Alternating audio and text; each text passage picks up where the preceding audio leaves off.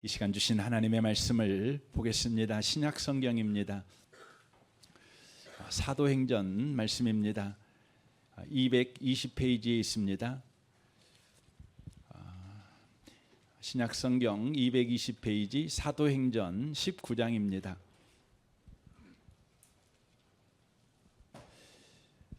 4절 말씀부터 7절까지 기록된 말씀을 보겠습니다. 사도행전 19장 4절부터 7절까지입니다.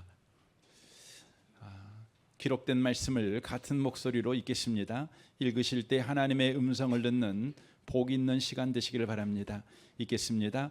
바울이 이르되 요한이 회개의 세례를 베풀며 백성에게 말하되 내 뒤에 오시는 이를 믿으라 하였으니 이는 곧 예수라 하거늘 그들이 듣고 주 예수의 이름으로 세례를 받으니 바울이 그들에게 안수하매 성령이 그들에게 임하심으로 방언도 하고 애언도 하니 모두 12사람쯤 되니라. 아멘. 함께 예배하는 모든 분들 가운데 이 말씀의 축복이 함께 하시기를 주님의 이름으로 축원합니다. 읽은 말씀에 의지해서 방언도 하고 애언도 하니라는 제목으로 하나님의 말씀을 전하겠습니다. 우리가 예수를 믿었다는 것은 구원을 받았다는 것이며 성령이 임하셨다는 것입니다. 이는 미래에 구원받을 자격을 얻었다는 것이 아닙니다. 이미 구원 속에 들어가 살고 있다는 것입니다. 죽으면 갈 천국행 티켓을 예배했다는 것이 아니라 이미 천국에 들어가 살고 있다는 것입니다. 천국에 이미 들어가 살고 있다는 이 말을 들었을 때 화들짝 놀라는 분도 계실 것입니다. 우리는 아직 죽지 않고 이 땅에 살고 있는데 어떻게 천국에 이미 들어가 살고 있다고 할 수 있습니까? 말도 안 되는 말하고 계십니다 라고 말하시는 분도 계실란가 모르겠습니다. 그렇게 하실 만합니다. 그 이유는 성도들이 대부분 가지고 있는 천국에 대한 잘못된 이해 때문에 그렇습니다. 대부분의 성도들은 천국을 이해할 때 천국을 장소적으로 이해합니다. 그래서 천국하면 하늘 어디쯤에 있다고 생각합니다. 그러나 성경이 말하는 천국은 장소 개념이 아니라 통치 개념이며 관계 개념입니다. 천국은 우리가 죽어서 가는 어떤 특정 장소적 개념이 아니라 천국은 다른 말로 하나님 나라라고 하는데 요한복음에서는 그것을 영생이라고 표현을 합니다. 그러므로 영생이 무엇인가를 우리가 알게 되면 천국이 무엇인지를 정확하게 이해할 수 있습니다. 요한복음 17장 3절입니다. 영생은 곧 유일하신 참 하나님과 그가 보내신 자 예수 그리스도를 아는 것이니이다 라고 말합니다. 영생 곧 천국은 영원하신 하나님과의 친밀한 교제 상태에 있는 것, 바로 이것을 천국, 이것을 영생, 하나님 나라 이렇게 성경이 말하고 있다는 것입니다. 다시 말하면 천국은 하나님과의 관계가 영원한 상태, 이것이 천국입니다. 저와 여러분은 예수를 믿었습니다. 예수 믿은 저와 여러분은 지금 하나님과의 관계가 영원합니다. 끊을 수 없습니다. 그래서 로마서 8장 38절은 이렇게 말합니다. 내가 확신하노니 사망이나 생명이나 천사들이나 권세자들이나 현재일이나 장래일이나 능력이나 높음이나 깊음이나 다른 어떤 피조물이라도 우리를 우리 주 그리스도 예수 안에 있는 하나님의 사랑에서 끊을 수 없으리라 라고 말합니다. 우리에게 죽음이 와도, 우리에게 절망이 와도, 우리에게 우리가 감당할 수 없는 큰 파도 같은 바로 인생의 문제가 올지라도 하나님은 우리를 떠나지 않고 우리를 버리지 않고 우리와 사랑 관계 가운데 여전히 계신다, 이렇게 성경이 이야기하고 있습니다. 여러분은 죽으면 천국 가지요. 하지만 천국 간다는 말을 더 정확하게 이렇게 표현할 수 있습니다. 여러분은 죽어도 하나님이 떠나지 않으십니다. 죽어도 하나님은 여러분과 함께 하십니다. 나는 죽었지만 생명의 주가 나와 함께 하니 우리는 바로 생명의 부활로 다시 살아나게 될 줄 믿습니다. 이게 저와 여러분에게 허락된 구원이며 바로 천국이라고 하는 것입니다. 구약의 선지자들에게 있어 하나님의 나라는 먼 미래의 일이었습니다. 예수님 당시 유대인들도 그렇게 생각했고 바리새인들도 그렇게 생각했습니다. 그래서 그들의 최대 관심사는 하나님의 나라가 언제 임하는가 하는 시기에 대한 궁금증이었습니다. 그래서 그들은 예수님에게 이렇게 질문합니다. 누가복음 17장 20절입니다. 바리새인들이 하나님 나라가 어느 때에 임하나이까 묻거늘 예수께서 대답하여 이르시되 하나님의 나라는 볼 수 있게 임하는 것이 아니요 또 여기 있다 저기 있다고도 못하리니 하나님의 나라는 너희 안에 있느니라 라고 말씀합니다. 하나님의 나라는 너희 안에 있다 이렇게 말씀하는 것이죠. 여기에서 너희 안에, 이 안에라는 헬라어 단어는 너희 손 닿는 곳에 가까이에라는 의미입니다. 그러니까 하나님의 나라가 너희 눈앞에 있다 이런 의미입니다. 예수님께서는 이 세상이 아직 끝나지도 않았는데 하나님 나라가 이미 우리 눈앞에 와 있다 이렇게 선언하십니다. 이 말은 어떤 의미입니까? 예수님께서 처음 이 땅에 오심으로 말미암아 이 세상 속으로 하나님의 나라가 침노했다 이렇게 지금 선언하고 계시는 것입니다. 그러므로 예수님이 오신 이후부터 이 세상과 하나님의 나라는 겹쳐 있다는 것을 저와 여러분이 기억하셔야 합니다. 이 상태는 예수님이 다시 오시는 때까지 지속될 것입니다. 그러나 예수께서 다시 오시면 이 세상 나라는 더 이상 있지 않고 오직 하나님의 나라만 영원히 계속될 것입니다. 그래서 우리는 이 세상 나라와 하나님의 나라가 겹쳐 있는 이 현실 속에서 예수가 다시 오시기를 소망합니다. 예수가 다시 오시면 이 세상은 온데간도 없고 오직 하나님의 나라만 영원히 우리와 함께하고 우리는 그 하나님 나라 속에서 영원히 거할 것이기 때문에 그렇습니다. 이제 하나님의 나라와 세상이 겹쳐 있는 이 세상, 이 현실 속에서 그렇다면 우리 그리스도인들은 어떻게 살아가야 되는 것입니까? 이 질문에 대한 대답을 예수님께서 친히 하십니다. 사도행전 1장 4절입니다. 사도와 함께 모이사 그들에게 분부하여 이르시되 예루살렘을 떠나지 말고 내게서 들은 바 아버지께서 약속하신 것을 기다리라. 요한은 물로 세례를 베풀었으나 너희는 맨날이 못되어 성령으로 세례를 받으리라 하셨느니라. 그들이 모였을 때 예수께 여쭈어 이르되 주께서 이스라엘 나라를 회복하심이 이때니까 하니 이르시되 때와 시기는 아버지께서 자기의 고난에 두셨으니 너희가 알 바 아니요 오직 성령이 너희에게 임하시면 너희가 권능을 받고 예루살렘과 온 유대와 사마리아와 땅 끝까지 이르러 내 증인이 되리라 하시니라. 이 말씀을 마치시고 그들이 보는데 올려져 가시니 구름이 그를 가리어 보이지 않게 하더라. 이르시되 갈릴리 사람들아 어찌하여 서서 하늘을 쳐다보느냐 너희 가운데서 하늘로 올려지신 이 예수는 하늘로 가심을 본 그대로 오시리라 하였느니라 라고 말씀합니다. 이 말씀은 예수님께서 다시 오시기 위해서 하늘로 올라가실 때 예수님이 다시 오실 때까지 우리는 무엇을 해야 하며 또한 하나님은 무엇을 하실 것인가를 우리에게 말씀하고 있는 내용입니다. 바로 세상과 하나님의 나라가 겹쳐 있는 이 현실, 예수님이 다시 오시면 세상은 없어지고 하나님의 나라만 영원히 있게 될 것인데 그때까지 바로 겹쳐 있는 이 세상에서 살아가는 우리 그리스도인들은 어떻게 살아가야 될 것인가? 주님이 뭐라고 말씀합니까? 하나님이 약속하신, 아버지가 약속하신 성령을 기다려라. 아버지가 약속하신 성령을 구하라. 그것이 바로 겹쳐있는 세상에 그리스도인들이 살아갈 때 해야 될 일이다. 이렇게 말씀하는 것입니다. 그때 하나님이 무슨 일 하시겠다는 것입니까?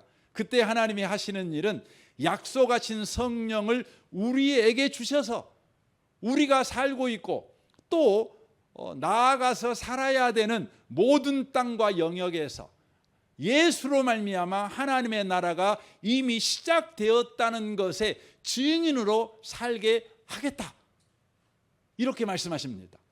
이 일을 하게 하기 위해서 내가 능력을 주겠다, 이렇게 말씀하십니다. 이 말씀을 들은 사람이 500명입니다.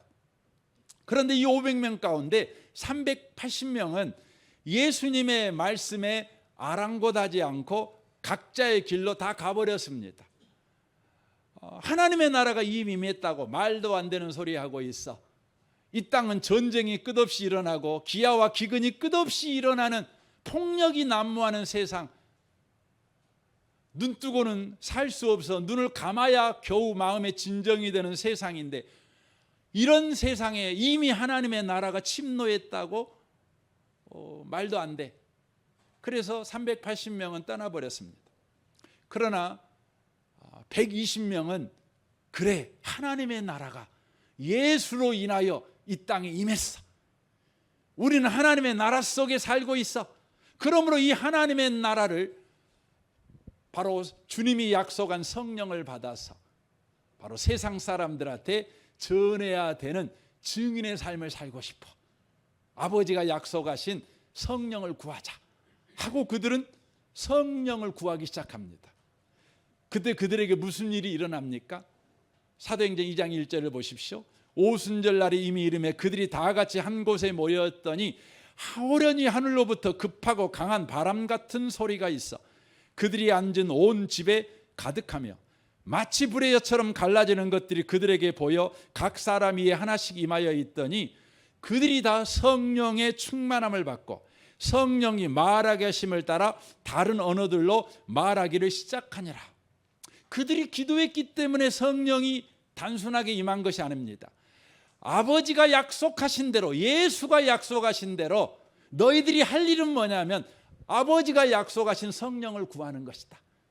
그들은 예수의 말씀을 붙잡고 순종하여 기도한 것이죠. 그때 주님이 말씀하신 대로 아버지가 일을 하시는 것입니다. 아버지가 무슨 일 하신 것입니까? 성령을 내려보내 주셔서 예수로 시작된 하나님의 나라를 증거하는 증인이 되도록 그들에게 바로 능력으로 임하십니다. 그들에게 바로 성령의 은사를 그들에게 주십니다. 그들에게 허락한 은사가 뭐였습니까? 다른 언어들로 말하기를 시작했다는 것입니다. 왜 다른 언어였을까요? 바로 당시에 예루살렘에는 바로 유월절과 오순절을 지키기 위해서 15개국 나라에서 수만 명이 몰려 들어왔습니다. 그들은 각각 다른 언어들을 씁니다. 유대인들이 쓰는 히브리어를 모릅니다. 아랍어를 모릅니다. 그들은 각각 자기들이 난 나라 말밖에 모릅니다.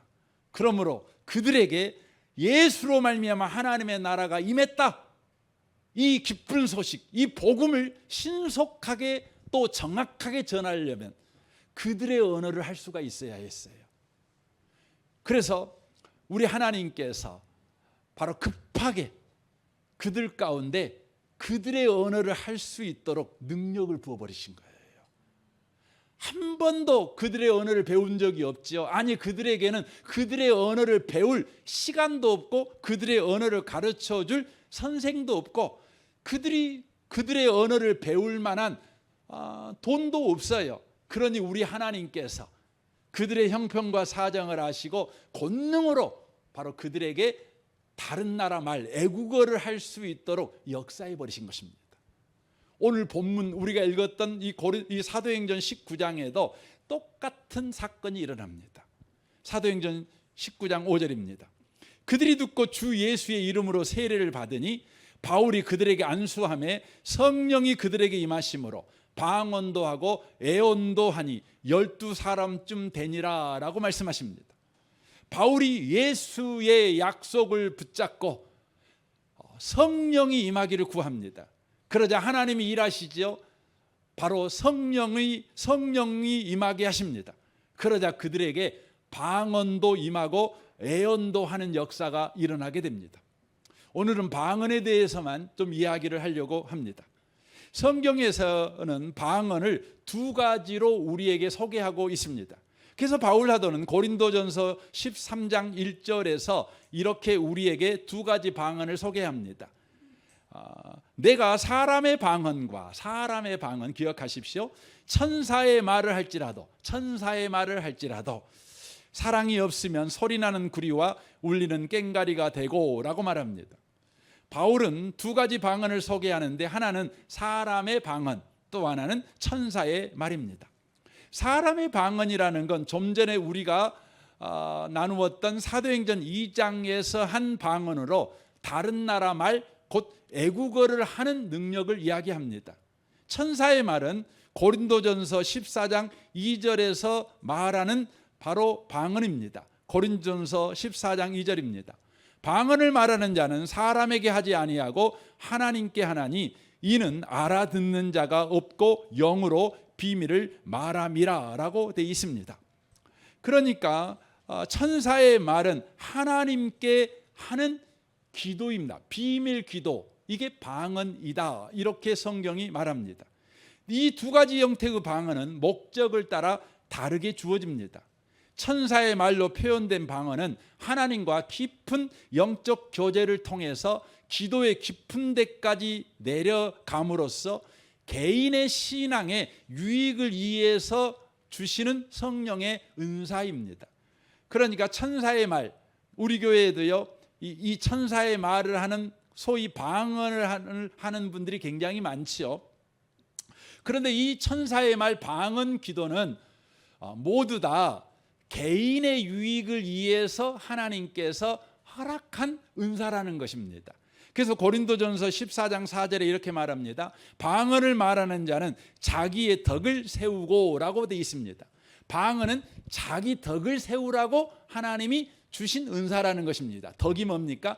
덕은 건축을 하는 것과 똑같은 것인데 내 신앙의 집이 튼튼하고 아름답게 건축되어지도록 하기 위해서 우리 하나님께서 천사의 말로 표현되는 방언을 하게 하셨다는 거예요. 그래서 고린도전서 14장에 보면 천사의 말 방언 기도는 교회에는 유익이 안 된대요.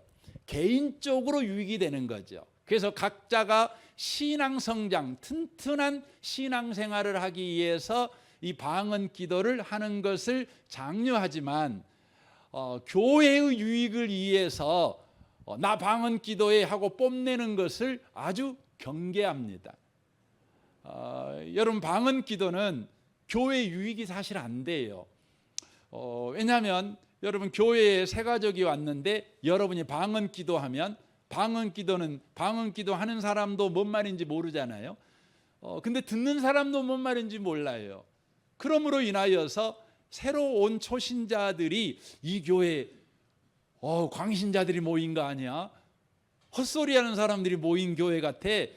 이런 의구심을 심어주는 것입니다. 그래서 바울 사도는 고린도전서 14장에서 방언 기도를 할 때에는 공중 앞에서 하지 말고 할 수만 있다면 혼자 해라. 골방에서 해라. 방언 기도는 아주 유익하다.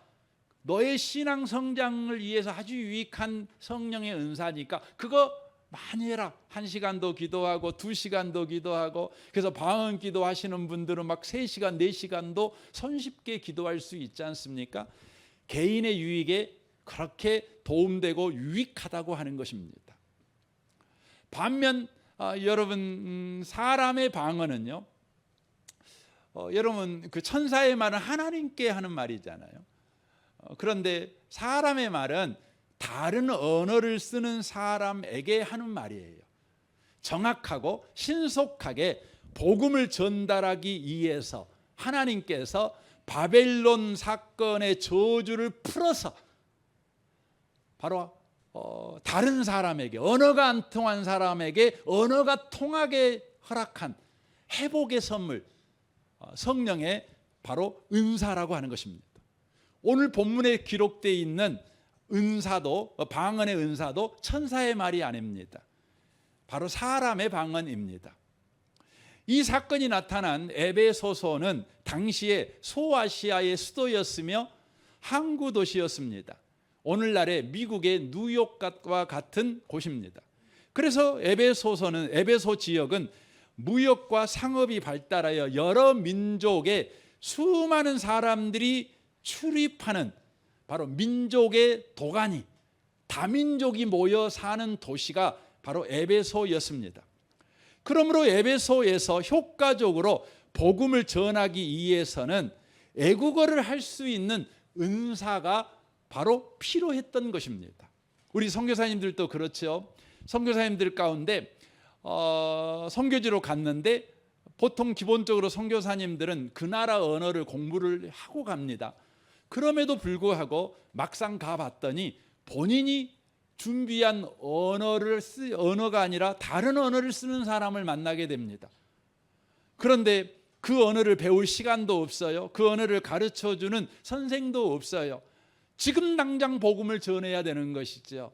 그때 우리 하나님께서요, 신속하고 긴급하게 선교사님들에게 언어의 은사를 줘버립니다. 방언의 은사를 줘가지고 바로 유창하게 복음을 증거하게도 하십니다.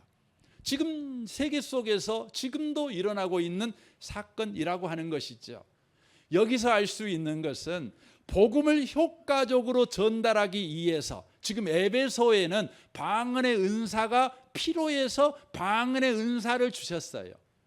그러나 방언의 은사가 굳이 필요하지 않음에도 불구하고 그들에게 복음을 신속하게 전해야 될 필요가 있을 때에는 그 상황에 맞는 은사를 또한 주신다는 것을 이 본문이 내포하고 있다고 하는 것입니다. 그렇죠. 그래서 여러분, 환자에게는 누가 복음을 전하기에 가장 효율적이고 효과적입니까? 그 병에 들었던 사람들, 그리고 그 병을 지금 병 가운데 있는 사람들, 혹은 병에서 치료함을 받은 사람들, 이런 사람들이 질병에 든 사람들에게 가장 효과적이고 신속하게 복음을 전할 수 있는 것 아니겠습니까? 그런 까닭에 우리 하나님께서는 복음이 필요한 사람에게 신속하게 복음을 증거하게 하기 위해서 각양 은사, 방언의 은사만이 아니라 그 상황에 필요한 각양 은사를 주십니다. 여러분은 한국 사람이잖아요. 그러니까 한국 사람에게 복음을 증거하기 위해서 저를 한국 사람으로 태어나게 하셨죠. 그리고 한국말을 유창하게 하게 한 겁니다. 여기에서는 방언이 필요 없어요. 한국말을 잘해야 돼요. 한국말. 제가 문해력이 뛰어나야 되겠죠. 또 말을 할 때 조직적으로 말할 수 있는, 또 논리적으로 말할 수 있는 은사가 저한테 필요하지 않겠어요? 방언의 은사가 굳이 필요한 게 아니죠. 제가 여기서 여러분 영어로 설교하면 여기서 들으실 수 있는 분이 제가 볼 때 한 두세 분은 되겠지만 나머지는 안 되실 것입니다. 방해가 되는 거예요. 도리어 방언의 은사가. 그래서 여러분, 제가 영어를 못하는 걸 감사하시기 바랍니다. 얼마나 감사한지 몰라요. 이 부분은 우리 하나님께서는 복음을 신속하게 전하기 위해서 다양한 은사를 주실 뿐만 아니라 다양한 상황과 조건도 우리에게 허락하여 주신다는 것이죠. 그래서 여기서 알 수 있는 것은 다양한 은사도 주님이 주시는 성령의 능력일 뿐만 아니라 다양한 상황도 바로 성령이 우리에게 허락하는 능력이라는 걸 알 수가 있어요. 사도행전 2장에서는 복음을 증거하기 위해서 다른 언어, 곧 방언의 은사를 허락하셨죠. 근데 사도행전 3장에서는 복음을 증거하기 위해서 병 고치는 은사를 베드로와 요한에게 허락하십니다. 사도행전 4장에서는 신속하게 복음이 증거되어지기 위해서 사도행전 4장에 나타나는 사건을 바르게 분별하는 분별의 은혜를 주십니다. 5장에서는 감옥에 갇힌 베드로가 감옥에서 풀려나는, 감옥문이 열어지는 기적을 허락하십니다. 6장에서는 아나니와 삽비라가 교회의 주인 되려고 할 때 그들을 죽여서 교회를 거룩하게 만들어버립니다. 이로 인하여서 복음이 신속하게 확장됩니다. 7장에서는 스데반 집사가 유창하게 구약 성경을 가지고 복음을 증거합니다. 이로 인하여서 예수 믿는 일이 일어납니다. 8장에서는 스데반으로 인하여서 핍박이 일어나므로 예루살렘과 유대 땅에 갇혀 있던 복음이 사마리아와 땅 끝까지 퍼져가는 일이 벌어지게 되는 것이지요. 사도행전 16장에서는 아시아의 복음을 증거하려고 애쓰는 바울을 우리 주님이 막아버리십니다. 이로 인하여서 유럽의 복음의 문이 활짝 열려버리게 되는 것이지요. 16장에 보면 유럽에 건너간 바울이 빌립보 감옥에 갇혀버립니다. 복음 전하러 갔는데 감옥에 갇혀버리는 것이죠. 이로 인하여 감옥에 있는 간수와 죄수들이 복음을 신속하게 듣는 일이 벌어지게 되는 것이죠. 17장에서는 어떤 일이 벌어집니까? 바로 아테네에서 바울이 복음 전한 일에 실패하게 됩니다. 이 실패로 인하여 고린도에 가서 복음을 전하게 되는 것이죠. 18장에서는 어떤 일이 벌어지게 됩니까? 고린도에 도착한 바울은 호렐란 신으로 갔습니다. 너무너무 애롭습니다. 아테네에서 실패한 그는 낮은 자존감을 가지고 왔습니다. 암담합니다. 그런데 놀라운 것은 그의 고독, 그의 낮은 자존감, 그의 암담함, 그것을 우리 하나님이 사용하셔가지고 고린도에 복음이 신속하게 전달되어지도록 우리 하나님이 하고 있는 것을 보게 됩니다. 놀랍죠? 우리는 여기서 알 수 있어요. 우리는 지금 세상과 하나님 나라가 겹쳐 있는 세상 속에 살고 있죠. 우리 주님 우리에게 요구해. 너 성령 충만 받아. 성령 충만해. 그러면 내가 너에게 능력을 줄 거야. 그래서 예수로 말미암아 시작된 하나님의 나라를 전달하는 복의 전달자로 너를 내가 사용할 거야. 사용할 거야. 그러므로 너에게 준 은사, 너에게 허락한 모든 상황, 그건 성령의 능력이야. 너를 내가 증인되게 하려고 쓰는 거야 라고 말합니다. 하지만 우리는요, 우리에게 하나님의 허락한 은사가 뭔지도 잘 모르죠.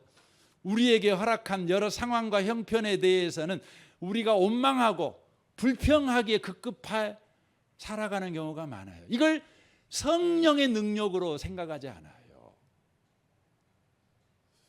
여러분에게 은사가 있는지 없는지 확인하는 방법은 아주 간단해요. 어떤 은사가 있는지 없는지.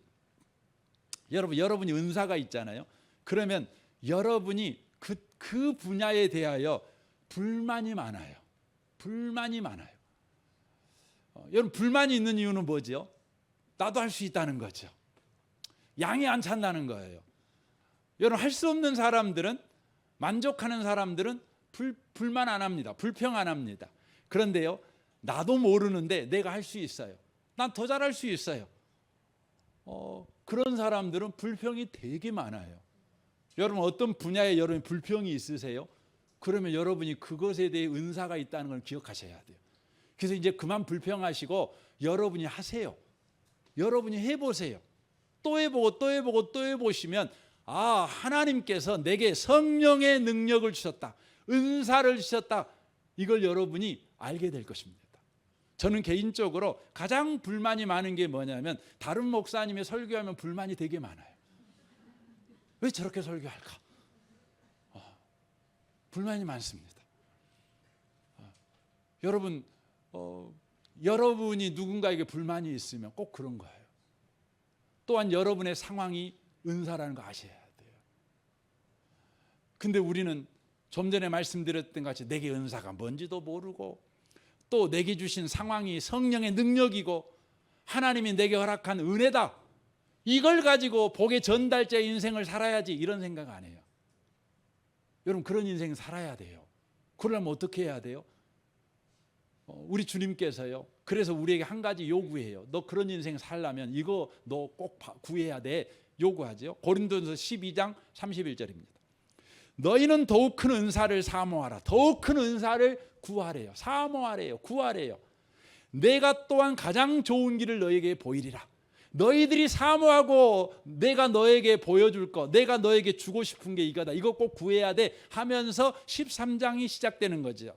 내가 사람의 방언과 천사의 말을 할지라도 사랑이 없으면 소리나는 구리와 울리는 꽹과리가 되고 방언과 천사의 말 뭐 다 할지라도 또 내가 예언하는 능력이 있어 모든 비밀과 모든 지식을 알고 또 산을 옮길 만한 모든 믿음이 있을지라도 사랑이 없으면 내가 아무것도 아니요 내가 내게 있는 모든 것을 구제하고 또 내 몸을 불사르게 내줄지라도 사랑이 없으면 내게 아무 유익이 없느니라. 그러니까 각양 은사를 갖고 있을지라도 내게 각양 여러 상황이 주어졌을지라도 이 사랑이 없으면 그것을 바르게 못 쓴다는 거예요. 해롭게 쓸 뿐이에요. 불평하고 원망하는 데 쓸 뿐이고 다른 사람들을 힘들게 하고 다른 사람들을 고통 주는 일에만 쓸 뿐이라고 하는 것이죠. 사랑이 우리에게 필요하다는 것이죠. 그러면서 우리에게 4절부터 이야기합니다. 사랑은 오래 참고 사랑은 온유하며 시기하지 아니하며 사랑은 자랑하지 아니하며 교만하지 아니하며 무례히 행하지 아니하며 자기의 유익을 구하지 아니하며 성내지 아니하며 악한 것을 생각하지 아니하며 불의를 기뻐하지 아니하며 진리와 함께 기뻐하고 모든 것을 참으며 모든 것을 믿으며 모든 것을 바라며 모든 걸 견디느니라. 사랑은 언제까지나 떨어지지 아니하되 애언도 패하고 방언도 그치고 지식도 패하리라 라고 말씀합니다. 사랑을 이야기합니다. 너 사랑이 있어야 돼 라고 말하는 게 아니라 하나님의 사랑을 소개하고 있는 거예요. 우리에게 사랑이 없을 때 우리는 늘 그러죠. 나는 이웃을 사랑을 못해. 여기서 말하는 이웃 사랑이 없다, 그래서 네 은사가 제대로 못 써지는 게 아니야, 못 써지는 거야 라고 말하고 있는 것이 아니라 너에게 하나님의 사랑이 없어. 너를 오래 참고 너를 온유하게 대하고 시기하지 않고 교만하게 대하지 않고 무례히 대하지 않고 자기 유익을 위하여 구하지 아니하고. 여러분, 하나님은 자기 유익을 위해 구하지 않아요. 제가 최근에 그 책을 다 못 읽고 듬성듬성 읽었는데 침묵이라는 그 일본 그 책이 있어요. 아주 유명한 책인데 일본의 기독교인들이 순교당한 이야기를 쓰고 있는 것이죠. 이 에도 막부가 기독교인들을 다 죽여요. 죽일 때 이 사람이 기독교인이 아닌지 판별하기 위해서 예수의 상을 딱 놓고 거기를 지나가게 해요. 받고 지나가면 그 사람은 기독교인이 아니에요. 그래서 살려줘요. 안 받고 지나가면 기독교인을 죽여버리는 거죠. 근데 한 신부가 애국 신부입니다. 신부가 와서 기독교인들이 죽어가는 걸 볼 때 그거에 시험에 들었어요. 저렇게 어떻게 예수 믿는데 저렇게 허망하게 죽을 수 있는가? 저렇게 고통 속에 죽어버릴 수 있는가? 예수 믿는 사람이 죽는다고 해서 무슨 좋은 일이 일어날 수 있는가? 아무 좋은 일도 안 일어나고 회의에 빠진 거예요. 그러다가 이 사람도 잡혀서 이제 예수의 이제 초상 앞에 선 거예요. 밟아야 되는가? 밟지 말아야 되는가? 밟으면 사는 거고 안 밟으면 죽는 거죠. 근데 그때예요. 하나님의 음성이 들려왔어요. 얘야, 밟아라. 나는 원래 밟히려고 왔어. 밟아. 굴고 살아.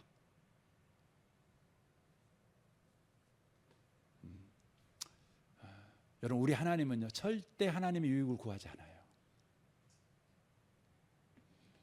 오늘 내가 신문 잠깐 봤는데 제가 그 치를 떨었어요. 어느 목사가 하나님 앞에 그것도 못해 이렇게 해갖고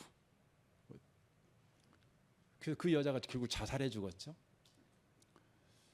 돈도 뺏고 몸도 뺏고 그 인생을 뺏어버린 거죠. 여러분, 하나님은 그런 분 아니에요. 하나님은 자기가 손해보셔요. 아들까지 내놓고 손해보셔요. 밟히고 밟혀요. 여러분, 나중에 혹시 십자가 버려 그러면 살고, 십자가 품어 그러면 죽이고, 그런 일 있을 때 그냥 십자가 품고 사세요. 그냥 버리고 사세요. 그냥 십자가 버려보고 사세요. 그냥. 그건 신앙을, 여러분과 저는 하나님은 절대 자신의 영광을 위해서 우리의 생명을 요구하는 분이 아니셔요. 하나님은 누구냐? 자기의 유익을 구하지 않아요. 여러분, 제가 목회할 때 교회 유익을 위해서 여러분에게 손해를 요구한다면 절대 따르지 마세요. 여러분, 교회는 여러분의 손해를 먹고 유익을 보는 집단이 아니에요. 교회는 손해봄으로 여러분의 유익을 끼치는 곳이에요. 왜냐하면 교회는 예수님이 머리시니까.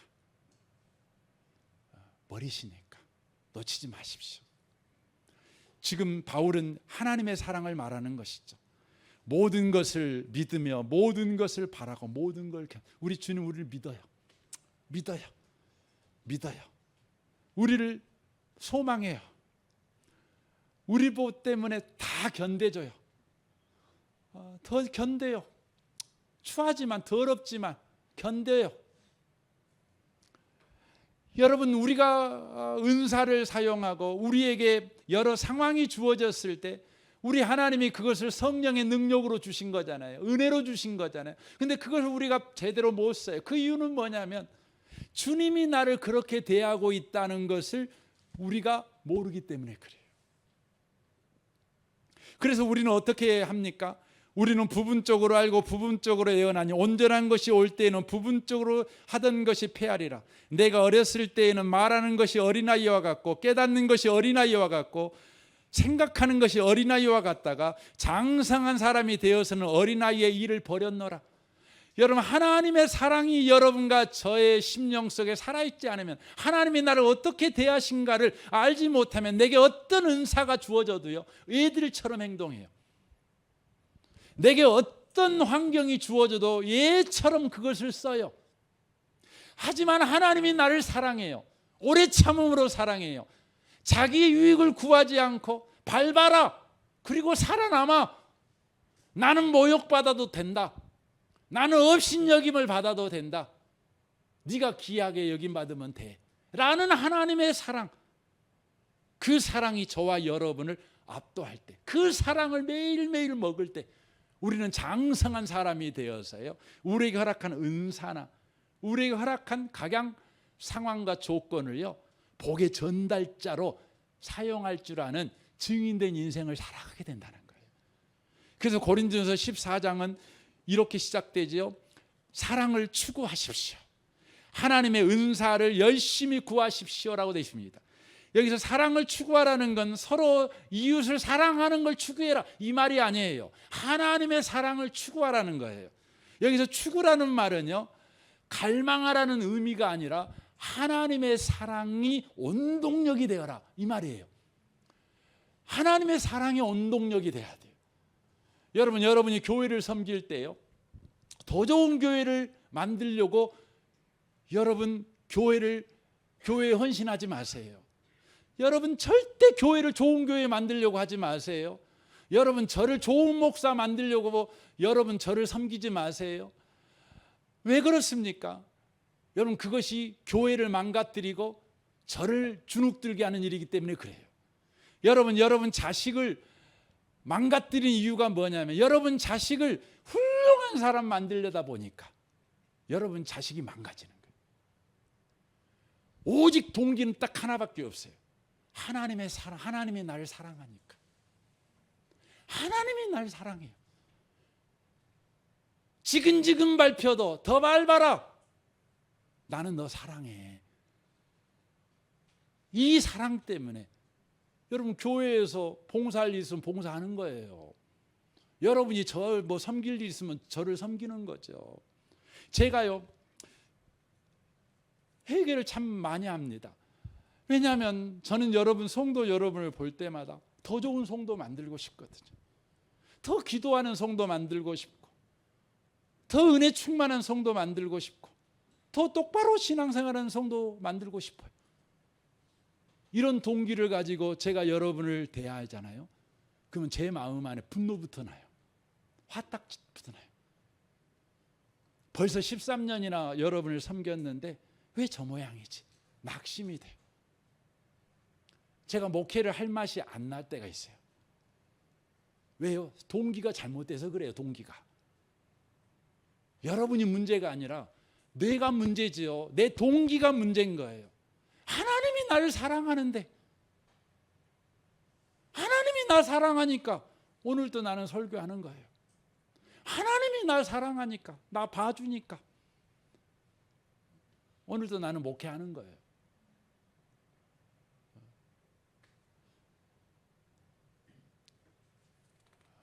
시간이 많이 갔네요. 나머지는 새벽 때 설교를 하렵니다. 결론적으로 말씀을 드릴게요. 우리는 지금 세상과 하나님 나라가 겹쳐 있는 현실을 살고 있습니다. 이때를 어떻게 살아야 될까요? 우리 주님이 말씀합니다. 성령을 구하라. 하나님이 우리에게 성령의 능력을 주신대요. 은사와 각종 환경을 주신대요. 복의 전달자의 인생을 살아가라고. 주님의 일하심에 우리가 참여하는 방식은 하나님의 사랑에 붙잡히는 거예요. 그래서 저는 이번 주에 여러분에게 숙제를 하나 드리고 싶습니다. 에베소서 3장 17절부터의 바울의 기도인데, 이 기도를 여러분이 이번 주에 아침 저녁으로 꼭 하셨으면 좋겠어요. 우리 같이 한번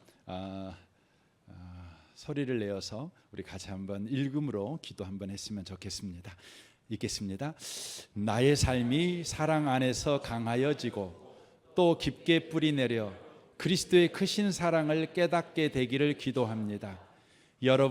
그분의 사랑이 얼마나 한없고 넓으며 얼마나 깊고도 높은지를 진정으로 깨닫게 되기를 기도합니다. 그리스도의 사랑을 어느 누가 잴 수 있겠습니까? 그러나 그 사랑을 체험하여 하나님의 충만함이 마음속에 채워지기를 기도합니다. 예, 아멘. 여러분, 이 마지막 기도문을 그 아침 저녁으로 꼭 기도하셔서 여러분의 심령 속에 하나님이 나를 이렇게 사랑해, 그 사랑의 역사가 여러분을 바르게 살게 하는, 놀랍게 살게 하는 은혜가 있으시기를 주님의 이름으로 축원합니다. 아멘. 우리 같이 이 시간 기도하겠습니다.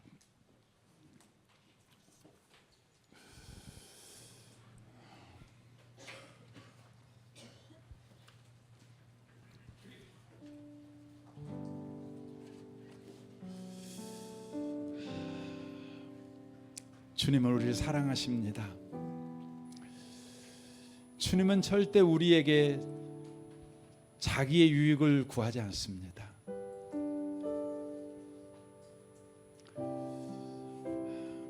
우리를 망하게 하지 않으십니다.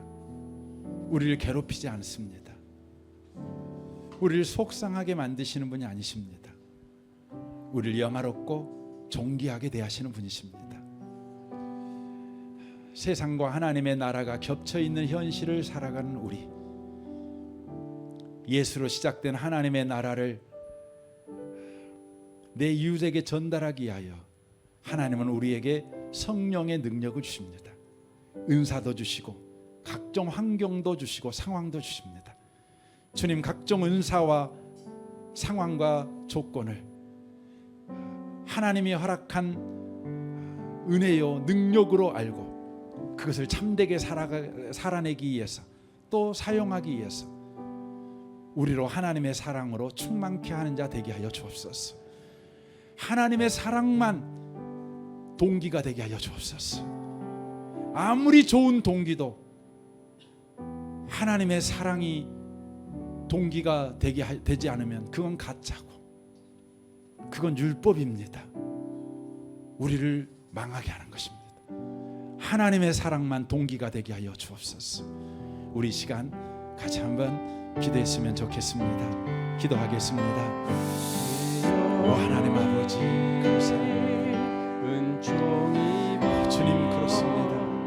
중한 죄지 얻고 오니 오 주님, 슬픔 많은 우리에게 주님은 여러 가지 이 세상도 천국으로 아버지, 와도다. 오 아버지, 할렐루야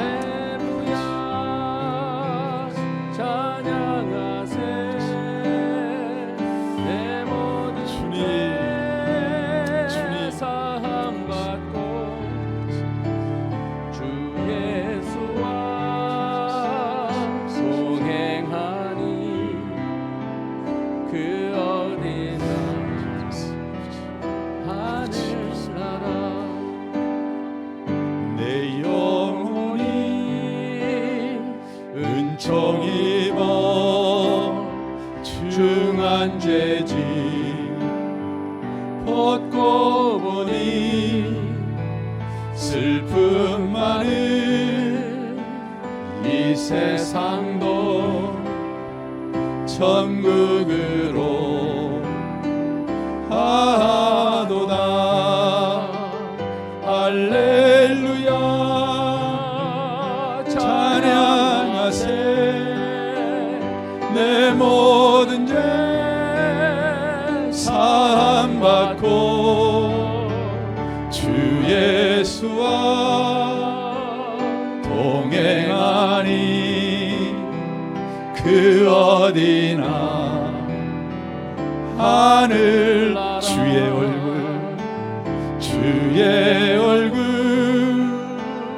뵙기 전에 멀리 뵈던 하늘나라 내 마음속에 이루어지니 날로 가까 높은 산이 거친 들이 초막이나 큰 골이나 내 주 예수 모신 곳이 그 어디나 하늘나라. 할렐루야 찬양하세. 내 모든 죄 사함받고 주 예수와 동행하니 그 어디나 하늘나라. 그렇습니다. 주님, 예수 믿으니 우리에게 하나님의 나라가 들어왔습니다. 우리에게는 하나님 나라가 와 있습니다. 비록 우리가 이 땅을 살고 있지만 하나님 나라가 이미 온 인생을 살고 있습니다. 이제 이 하나님 나라를 우리 이웃들에게 증거하기를 원합니다. 다만 태어나면 늙고 병들고 죽어버린 것이 인생의 전부다라고 알고 사는 사람들에게 하나님의 나라, 하나님이 영원히 떠나지 아니하고 버리지 아니하는 하나님 나라가 있다는 것을 증거하는 자가 되기를 원합니다.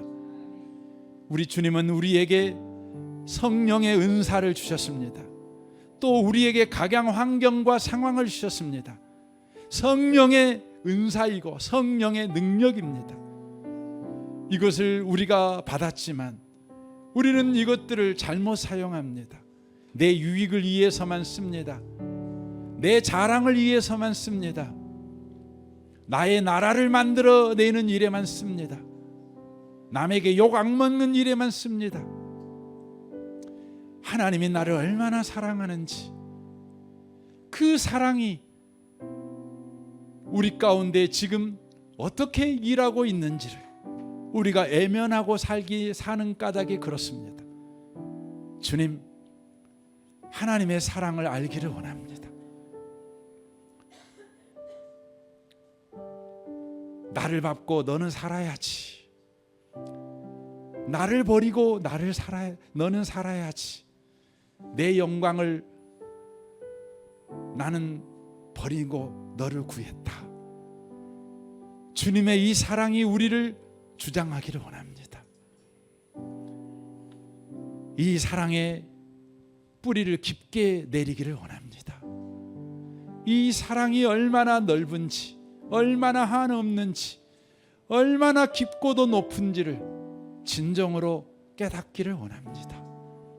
그리하여 그리스도인의 삶, 신속하게 내 이웃에게 복음을 증거하는 그런 삶을 살아내는 우리가 되게 해 주옵소서. 이 시간 헌금합니다. 헌금하는 모든 손길을 주님 축복하시고 저들의 헌금이 하나님의 사랑이 동기가 되게 하여 주옵소서. 저들의 직장생활, 가정생활, 아버지 노릇, 어머니 노릇, 아내 노릇, 남편 노릇이 하나님의 사랑이 동기가 되게 하여 주옵소서. 예수님의 이름으로 기도합니다. 아멘.